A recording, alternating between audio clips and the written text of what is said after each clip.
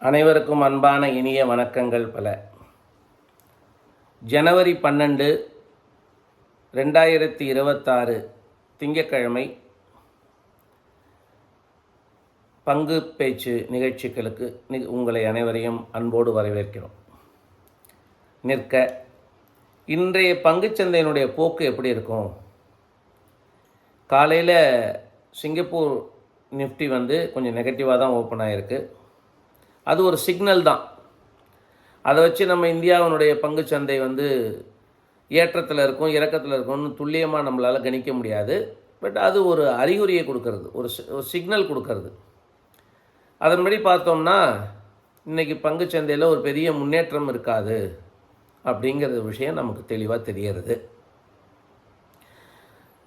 இன்றைக்கி சாயந்தரம் பங்குச்சந்தையினுடைய நேரம் முடிவடைந்த பிறகு டிசிஎஸ்னுடைய காலாண்டு அறிக்கை Q3 ரிசல்ட்ஸ் இன்றைக்கி வெளியில் வர போகிறது. அதனுடைய தாக்கம் நாளைக்கு எதிரொலிக்கும் பங்குச்சந்தையில். வெள்ளிக்கிழமை அன்னைக்கு அமெரிக்காவினுடைய சுப்ரீம் கோர்ட்டில் ஒரு தீர்ப்பு வரதாக இருந்தது. அதாவது இந்தியா போன்ற நாடுகளுக்கு 500% வரி விதிப்பு அப்படின்னு அமெரிக்க அரசாங்கம் எடுத்திருந்த முடிவானது செல்லுமா செல்லாதா? ஆனால் துரதிர்ஷ்டவசமாக அது வெள்ளிக்கிழமை நடக்கலை. வர புதன்கிழமை வாக்கில் அதை தள்ளி வச்சுருக்கா. அதோடைய தாக்கம் வர புதன்கிழமையிலேருந்து தெரியும். அப்போ இன்றைக்கி எப்படி இருக்கும்னா,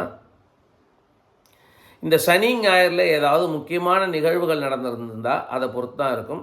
ஒரு சில முக்கியமான நிகழ்வுகள் நடந்திருக்குன்னு தான் சொல்லணும். என்னென்னா, டென்மார்க்கினுடைய கட்டுப்பாட்டில் இருக்கக்கூடிய கிரீன்லாந்து அதன் மீது எடுக்கக்கூடிய இராணுவ நடவடிக்கையானது அமெரிக்க அரசாங்கத்தினுடைய இறையாண்மைக்கும் அமெரிக்க அரசாங்கத்தினுடைய சட்டத்திற்கும் புறம்பானதுன்னு சொல்லி அமெரிக்க அரசாங்கத்தினுடைய இராணுவ தளபதிகள், உயர் இராணுவ அதிகாரிகளே ட்ரம்ப்புக்கு அறிவுறுத்தியிருக்கா. அதனால் அது ஒரு தேக்க நிலையை அடைந்திருக்கு. அதனால் இப்போதைக்கு டென்மார்க் கட்டுப்பாட்டில் இருக்கக்கூடிய கிரீன்லாந்தில் நேரடியாக இராணுவ நடவடிக்கை இருக்கும் அப்படிங்கக்கூடிய வதந்திக்கு ஒரு கமா வச்சுருக்கோம். முற்றுப்புள்ளி வைக்கல, ஒரு கமா இருக்கு. புதன்கிழமை இருக்கக்கூடிய தீர்ப்புக்கு பிறகு அது என்ன மாதிரியான வலுவை பெறுங்கிறது இருக்குது. இதுக்கு நடுப்புற துருக்கியானது ஒட்டுமொத்த இஸ்லாமிய தேசத்தின் தலைவராக துடிக்கிறது. அதன் காரணமாக ஏமன் நாட்டில் பலவிதமான கிளர்ச்சிகள். அந்த கிளர்ச்சியில் நீ யாருக்கு சப்போர்ட்டு, நான் யாருக்கு சப்போர்ட்டுன்னு ஐக்கிய அரேபிய அமீரகம்னு சொல்லக்கூடிய UAEயும் சவுதி அரேபியாவையும் எதிரும் எதிருமா நின்று சண்டை போட்டுருக்கா. ஸோ மத்திய கிழக்கு ஆசிய நாடுகளில் ஒரு பதட்டமான சூழ்நிலை நிலவருது. ஈரானில் மிகப்பெரிய உள்நாட்டு கலவரம் நடக்கிறது. வழக்கம் போல் மூக்க நுழைச்சுட்டா அமெரிக்கா அரசாங்கம். நான் உள்நாட்டு கிளர்ச்சியாளர்களுக்கு ஆதரவு தெரிவிப்பேங்கிறா.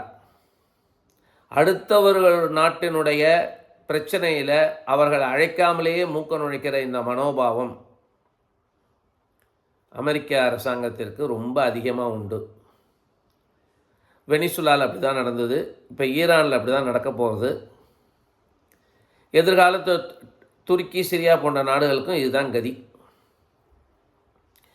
உள்நாட்டு கலவரம்னு ஒன்று வந்துடுத்துன்னா கட்ட பஞ்சாயத்துக்கு அமெரிக்கா வந்துடுவா, அந்த நாட்டை நாசம் பண்ணிடுவா. இதுதான் கடந்த கால வரலாறு. இப்போவும் நடந்துட்டுருக்கு. அதிகாரமும் பலமும் ஒரே இடத்துல குவிக்கப்பட்டிருந்தால் அது இப்படியெல்லாம் செய்ய தோணும். இப்படியெல்லாம் செஞ்சால் அது வீழ்ச்சி பாதையை நோக்கி போகும். நாம் அறிந்த மிக பிரபலமான கதை ஹிட்லருடைய கதை.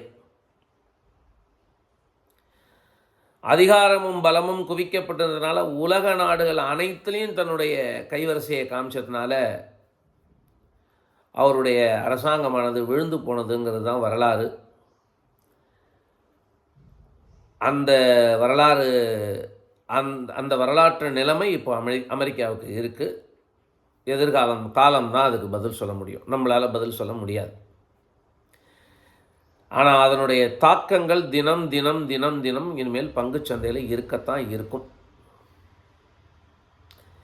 இதையெல்லாம் மையமாக கொண்டு தான் பங்குச்சந்தை நடைபெறும். இன்னும் ஓரிரு ஆண்டுகளுக்கு இதுதான் நிலைமை. இதற்கு மத்தியில் பங்குச்சந்தை லாபம் ஏறும்பொழுது பங்குச்சந்தை முதலீட்டாளர்களுக்கு லாபமும், பங்குச்சந்தை சரிவடையும் போது பங்குச்சந்தை முதலீட்டாளர்களுக்கு சரிவும், ட்ரேடர்ஸ்னு சொல்லக்கூடிய வியாபாரிகளுக்கு வீழ்ச்சியும் வளர்ச்சியும் ஏற்படும். இதை மையமாக வச்சு தான் இனிமேல் பங்குச்சந்தையில் முதலீடு பண்ணலாம், பங்குச்சந்தையில் லாப நட்டங்களை எதிர்பார்க்கலாம். என்னதான் நம்மளுடைய உள்நாட்டு நிலவரம் ரொம்ப பலமாக இருந்தாலும், உள்நாட்டு பொருளாதாரம் ரொம்ப பலமாக இருந்தாலும், தற்சார்பு பொருளாதாரம் ரொம்ப பலமாக இருந்தாலும், உலக நடப்புகளை வைத்து தான் பங்குச்சந்தையினுடைய போக்கு இருக்கும். அந்த உலக நடப்பு ஒரு அமைதிக்கு வர்ற ஒரு முடிவில் இல்லை. இன்னும் சில ஆண்டுகள் ஆகும். அதுவரை ஏற்ற இறக்கங்கள், வீழ்ச்சிகள், வளர்ச்சிகள் இருக்கத்தான் இருக்கும். எல்லாம் வல்ல இறைவனை பிரார்த்தனை செய்து கொண்டு நல்லதே நடப்பதற்கான பிரார்த்தனையை மனதில் வைத்து பங்குச்சந்தையில் ஈடுபடலாம். 25,600ங்கிற ஒரு புள்ளியானது ரொம்ப ஸ்ட்ராங் சப்போர்ட் பாயிண்ட்டாக இருக்குது. ஸோ அதற்கு கீழே இறங்குவதற்கு வாய்ப்பு இல்லைன்னு பல நிபுணர்கள் சொல்கிறா. ஆனால் அப்படியெல்லாம் நிபுணர்களை வச்செல்லாம் பங்கு சந்தை இயங்கிறது இல்லை. நிபுணர்கள் சொல்கிறா, அதை நம்ம கேட்டுக்கிறோம். 25,400 resistant point, strong support point இருக்குதுன்னு சொல்கிறா. ஸோ 25,600, அதுக்கு கீழே போனால் 25,400. இதுக்கு கீழே போகிறதுக்கு வாய்ப்பு மிக மிக மிக மிக குறைவு அப்படின்னு சொல்கிறா. அதுக்கு கீழேயும் போச்சுன்னா என்ன நடக்கும்னு ஒருத்தர் சொல்கிறார், பெரிய நிபுணர், மரியாதைக்குரியவர். பங்குச்சந்தை வீழ்ச்சி அடைந்து விடுங்கிறார். நம்ம அதுக்கு கீழெல்லாம் போகாதுங்கிற ஒரு நேர்மறையான சிந்தனையோடு இன்றைய தினத்தை தொடங்குவோம். இறைவனை பிரார்த்தனை செய்து கொள்வோம், லாபம் பெறுவோம், மகிழ்ச்சி அடைவோம் அப்படிங்கக்கூடிய வாசகத்தை மனதிலே இருத்தி நாளை மீண்டும் சந்திப்போம். நன்றி, வணக்கம், ஜெய்ஹிந்த்.